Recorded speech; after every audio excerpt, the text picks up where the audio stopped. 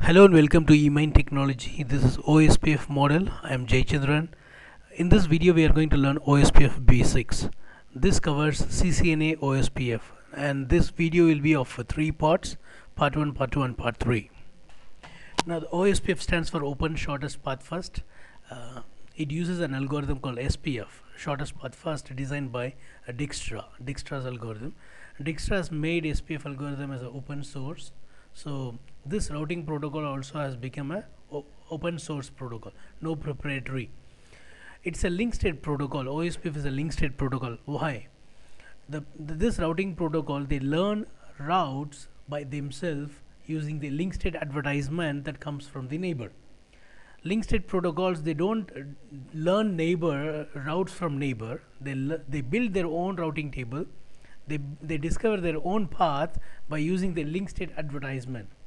They take the link state advertisement from the neighbor, they run OSPF on it and finds the shortest path using SPF algorithm, and the shortest route will be installed in the routing table.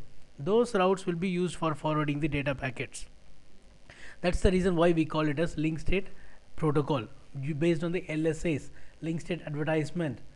They build a link state database, LSDB. Upon LSDB, they run SPF algorithm. Using SPF algorithm, they find the shortest path. Those shortest paths are installed in a table called routing table. Like EIGRP, OSPF also has three tables: topology table, neighbor table, and then the routing table. The neighbor table will have the neighbor information and the interface via which they connect. The topology table, we called it as LSDB, link state database, which will have the entire topology information. Routing table will have the best routes. Next, the administrative distance. Administrative distance for OSPF is less than RIP's administrative distance. RIP is 120, OSPF is 110. And this is also a classless protocol. The metric in OSPF is cost.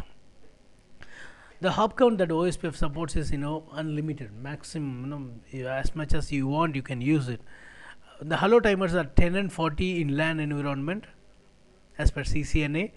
There is also another hello timer for WAN environment, which is 30 and 120, which we will be seeing in CCNP. Now it is out of scope for us.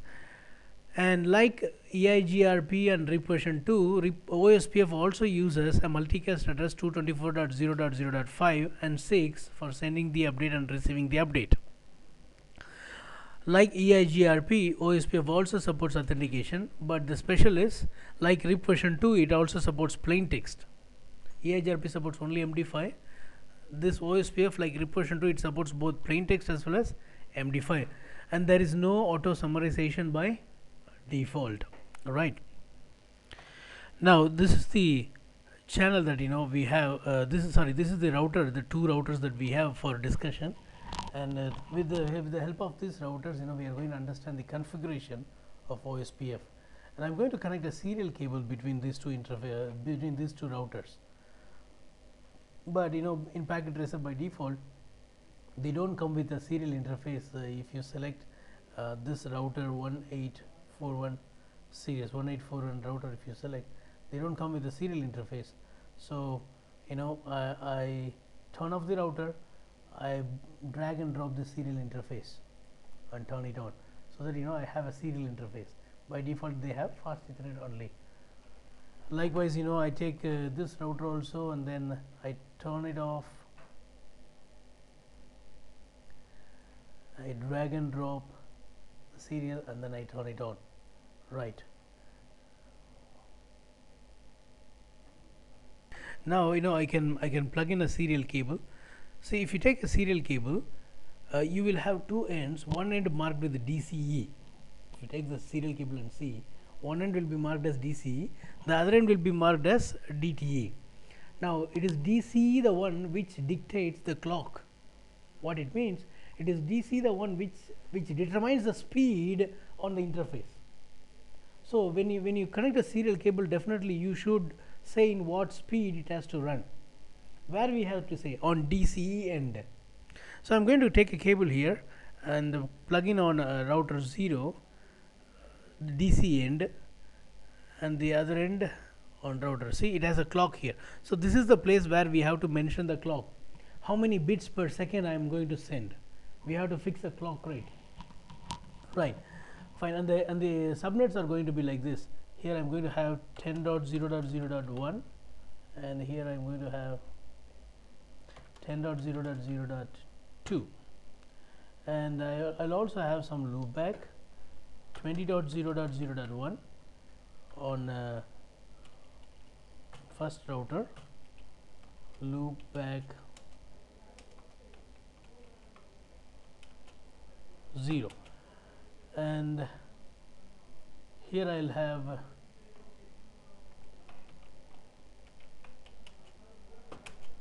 .0.0.1 slash, let me say 24, 34, 32 itself, slash 32, fully masked, because it's a loopback interface. I don't have any other a PC connected to that interface. That's the only IP address I need. So here also, I want to put slash 32 mask. Right. Now let's do the basic configuration. This R0 router, I'm going to name it as RA interface. What is the interface name? It is serial 0/0/0. So I say interface serial 0/0/0. No shutdown. See, clock rate, you should give clock rate. Any of this you can give. What does that means? Bits per second. How many bits per second I'm going to send? This is what universally accepted clock rate. Even old router can also work on this speed. New router also can work on the speed. So normally when you don't know what all the network participating, old or new, better give this 64,000. So any router can work with this router now. Clock rate. It is must on DC end. If you don't know which is DC and which is DT, better enable on both the sides. Only DC will accept, or DT will reject it. Right. Next, and there is also command to check the DC end. Show IP controller, not show IP. Show controller serial 0/0/0. Look at this.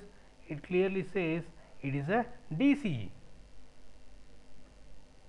But you no need to take this big risk, simply give clock rate. If it accepts, then it is DC. If it is not accepting, it is DT. Done. Next, let us give an IP address. Interface serial 0/0/0.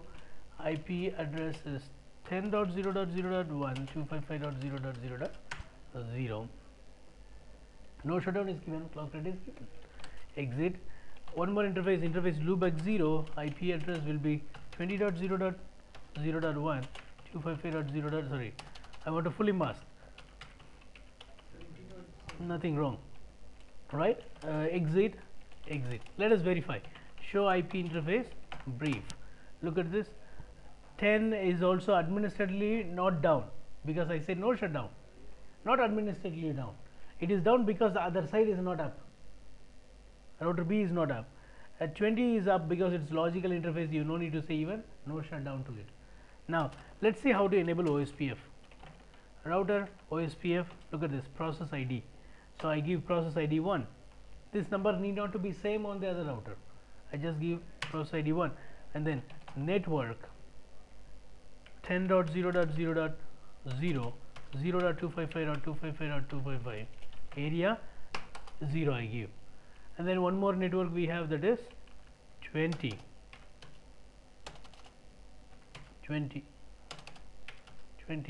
and the subnet wildcard mask is going to be 0.0.0.0 for me, because I have masked I have used the 32-bit subnet mask. See, that's a mistake I have done. It is not 20.0.0.0, it is 20.0.0.1, because I am masking. Yeah. It should match exactly, right? So I'll cancel. To cancel, go to the front and say no, and then put 20.0.0.1, meaning only this address you run OSPF, right? That is the meaning, right? Let us also go and enable on RB quickly. Host name RB, interface serial 0/0/0, no shutdown. Here you no need to give clock rate. IP address what, 10.0.0.2, 0.255.0.0 and then exit. So I have given loopback address, and this is the address. Now let's enable OSPF into router OSPF, any process IDC. I'm giving to router ID I don't want to give now. Now network 10.0.0.0 0.255.255.255 area 0, likewise 30. I can also say like this. See, immediately the neighbor has come up. I'm just running for all 30. I didn't completely mask it, right? Nothing wrong. Now if you type show IP route, I should see the route for going to 20, which is behind RA. Now if you ping 20.0.0.1, you should ping, right? We are pinging. Now more detail about adjacency, init state, two-way state, all those things are following in the following video, part 2 of OSPF. Thanks for watching this video. See you in the next video. Bye bye.